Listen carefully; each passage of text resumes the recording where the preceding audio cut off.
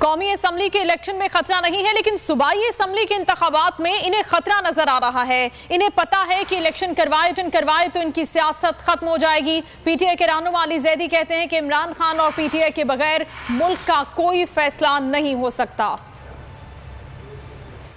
सबसे बड़ा क्रिमिनल वो है आसिफ अली जरदारी, जो उसने की है इस सूबे के लोगों के साथ, इस मुल्क के साथ, और करते चला जा रहा है। उससे बड़ा क्रिमिनल कोई नहीं है। लेकिन उसके ऊपर अगर कोई जो सवाल उठा ले तो वो तौहीन है। आसिफ जरदारी में भी आजकल अरेस्ट हो रहा है। ये जो तमाशा एपीसी का है, इसकी भी किसी को समझ में नहीं है। बड़ा जी प्रेशर हम पे, हमें सारा कल भी एपीसी जी आपकी नहीं भाई, ये सारी जमातें, सारी की सारी जमातें जो एपीसी में बैठी हैं, सिवाय तहरीक इंसाफ के और शेख रशीद साहब की जमात के, वो सारी तो पार्लियामेंट में बैठी हुई है। तो अगर पार्लियामेंट में बैठी है तो एपीसी में ऐसा क्या आपने फैसला डिस्कस करना है जो पार्लियामेंट में नहीं कर सकते? पार्लियामेंट में क्यों नहीं डिस्कस करना? एपीसी क्यों बुला रहे हैं कि शायद तहरीक इंसाफ अटेंड कर लें? जरा मुझे बताएं, इसका फिर एक मतलब तो क्लियर हो गया ना कि इमरान खान की इन्वॉल्वमेंट के बगैर, तहरीक इंसाफ की इन्वॉल्वमेंट के बगैर इस मुल्क का कोई सियासी फैसला नहीं हो सकता।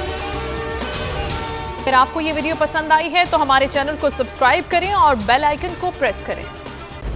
खूने नाहक बहुत पी चुकी ये जमीन, अब कोई दिन में ये खून उगलने को है। खत्म हो जाएगी ये तमाशागरी, वक्त पलटेगा रोजे जजा की तरह।